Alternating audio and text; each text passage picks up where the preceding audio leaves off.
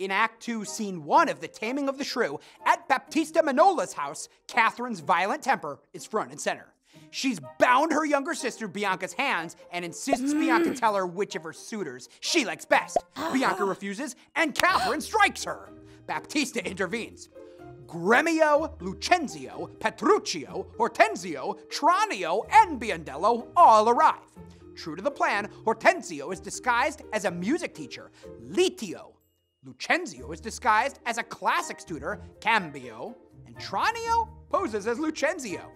The tutors are introduced and sent off stage with the daughters. Petruchio announces his intention to marry Katherine and asks Baptista what kind of dowry he can expect. Hortensio enters, pale with fright. Katherine has flown into a rage and hit him over the head with his lute. Petruchio strikes up a conversation with Katherine, whom he decides to keep calling Kate, as he contradicts everything she says. Katherine finally just hits him. Despite this obvious rejection, Petruchio tells Baptista he and Kate have hit it off so well that they've decided to marry next Sunday. Katherine's protests are ignored.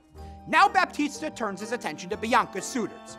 Whoever can provide the largest dowry for Bianca, the largest share of his estate, will be her husband. Gremio and Tranio, still in disguise, engage in a bidding war. Tranio wins the contest by promising huge amounts of land and money, and an entire fleet of merchant ships.